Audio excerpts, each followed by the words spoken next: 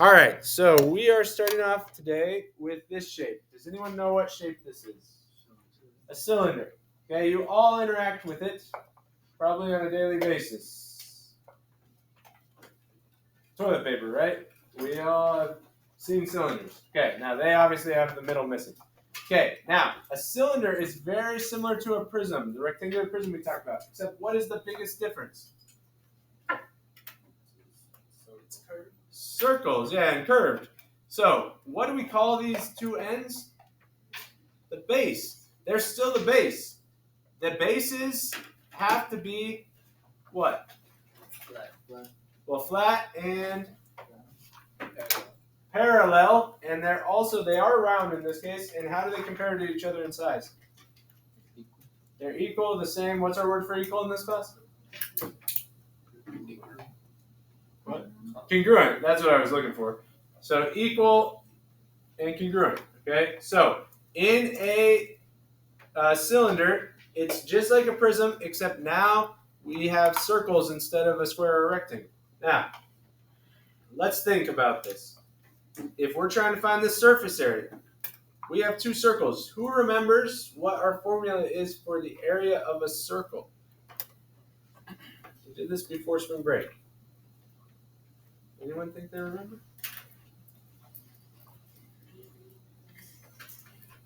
What? I just couldn't hear you. 2 pi r is the circumference. It's the other one. It's pi times radius, not quite squared. Pi times radius pi times radius squared. Okay, so if you think about it, pi times radius squared, and how many bases do I have?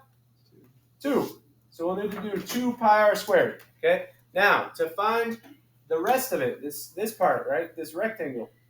If you think about it, this is kind of what Luis was talking about, right? What do we call the length around the edge?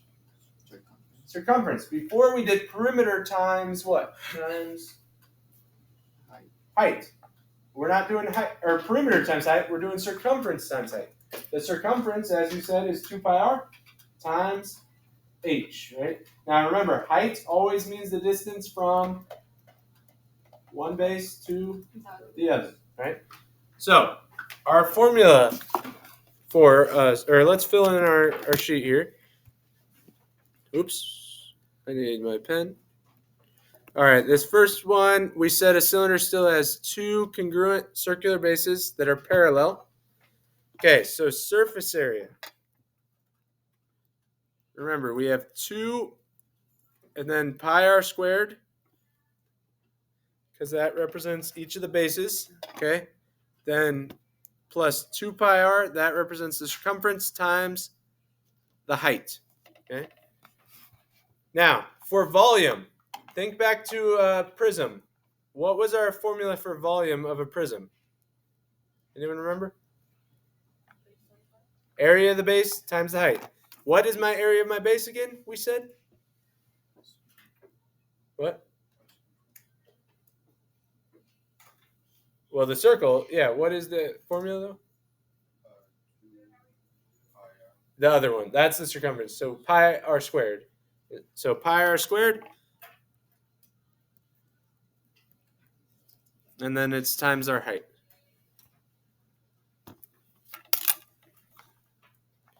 All right. So make sure we get those down. And then our goal is to get through these 3 different problems today. So we'll do the one on the front together. Then I'll give you guys some time to try the second one. And then we'll do the third one together as well. Now, the nice thing about a cylinder, in my opinion, a cylinder is actually maybe a little easier than a prism because guess what? There's not much I need. Look at this surface area. What are the 2 pieces of information I need to be able to solve this? Radius and height. If I know those 2, I'm set. Okay. Now, pi, obviously we need to know what that is, but you've got a calculator. They all have a pi button. Do we remember where to find pi? It's on the left side, right? Close to the 7, 2 rows up and 1 to the left, okay? So, let's look at this first picture. Letter A here. What does the 3 and the 4 represent? So, 3 is the radius. Oops, I bumped a button, but yes. So r equals 3 feet, and you were right, the height will equal 4 feet.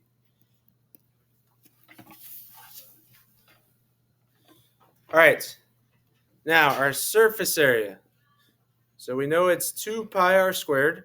So 2 times pi times 3 squared plus, then it's 2 pi r times h. So 2 times pi times 3 times our height, which is 4. Okay, we all have our calculator. Now, what we need to make sure we do is follow PEMDAS. So, PEMDAS. What goes first for PEMDAS? Exponents. There is no parentheses here, so exponents. Okay, so make sure when you do this, we deal with that exponent first. If I were you, here's my advice. I would deal with the first part, find something. Second part, find something. Then add them together. That's going to be the easiest way. You can do it the other ways, but there's easy ways to make mistakes. So let's think about exponents. What's 3 squared? 9. 3 times 3, 9. What's 9 times 2? 18. So type in your calculator 18 pi. And I did not specify, but let's go to 2 decimal places. Okay? So if we type in 18 pi, what do we get? 56.55 if we round, right? That would be called rounding to what place? What do we call the second one? Tenth is the first one. Hundredths is the second one. Thousandths is next. Now, for today on our paper, we're going to do 2. I just want us to know, on the delta assignment, it asks you to go to thousandths. If you don't go to thousandths, it'll say it's wrong, even if you do everything right. So just go to 3 decimals on the thousand, or on the delta, okay? So 56.55 is what we get. Now, for the second one, you can just type 2 times pi times 3 times 4, or what's 2 times 3? And 6 times 4? 24, and then 24 pi, type that in. What do we get? 75.40, yeah, once we round, okay? Now, the easiest step, adding. All you got to do is add them together. So we add 75.40, which we just got, plus the 56.55, and we get 131.95. Now, don't forget, we still need the label. It is surface area. What do we know about the label on surface area? Squared. Exactly. Still squared. All right. Volume. Remember, the formula for volume, pi r squared times the height. So, pi times 3 squared times the height of 4. Once again, I recommend just figure out all the other junk first and then times it by pi. So, PEMDAS, exponents, 3 squared. What is 3 squared? 9. And 9 times 4? 36. And then use your calculator. I don't expect you to do 36 pi in your head, right? That's tough. So, use your calculator. You can use that. I also gave you one, right? There, Devin. So, 36 pi. What does that give us? 113.10 if we round. Yep. And it's volume. So, what do we know? Cubed. Anytime it's volume, it is cubed. Okay? All right. I did the first one. I would like you guys to try letter B.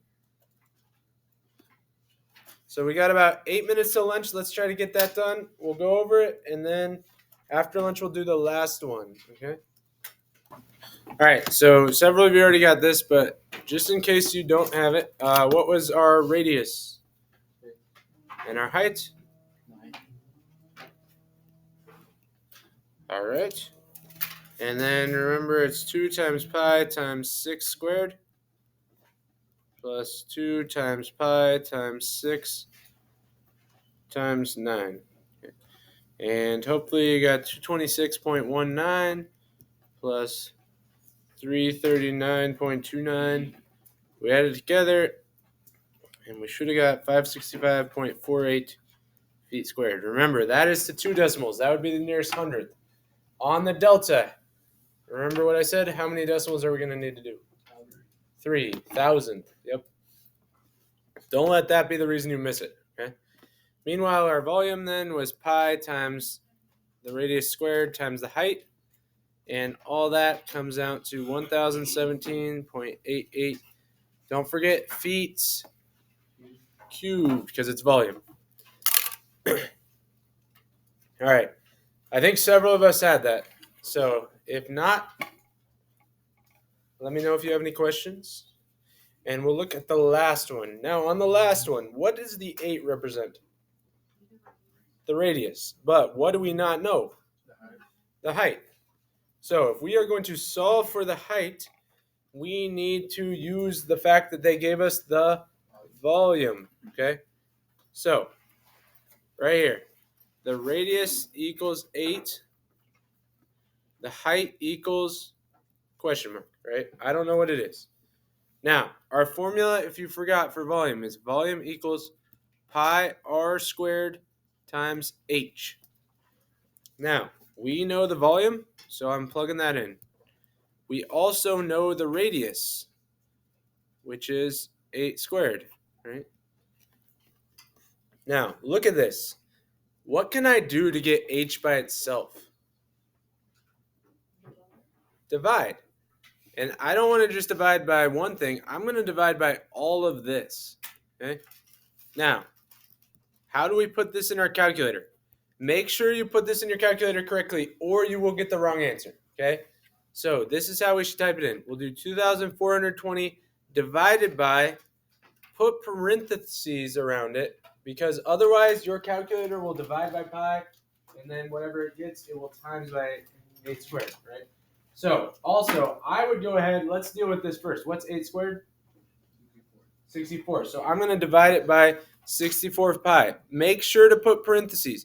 If you don't put parentheses and you just do 2,420 divided by 64 pi, guess what? Your calculator is going to divide by 64, and then whatever you get, it would times it by pi. That will be wrong, okay? So we do that, and what do we find h to be?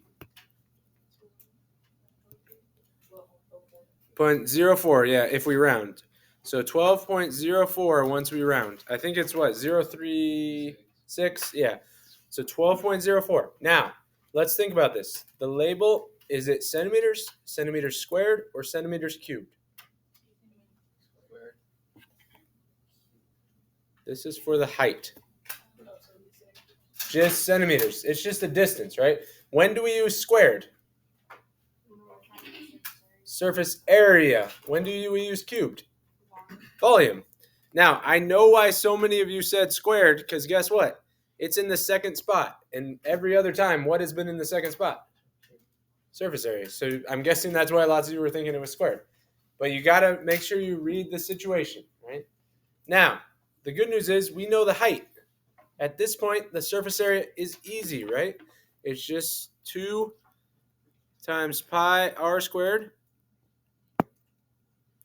plus 2 times pi times r times the height.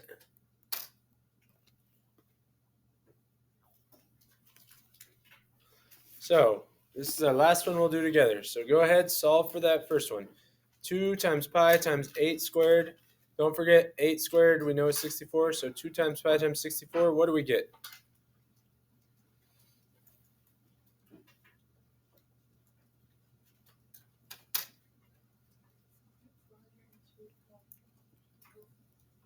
$402.12, yep, or 12, yep.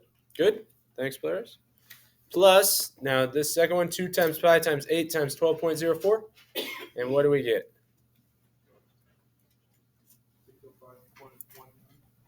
I think when we round, it goes to 20, but yeah, thank you. Good job. And then the final step, we add them together. And then don't forget, we need to label it centimeters squared. It's surface area. All right, so we've got about what? 18 minutes, something like that, 15 minutes, 16 minutes. So sign into Delta.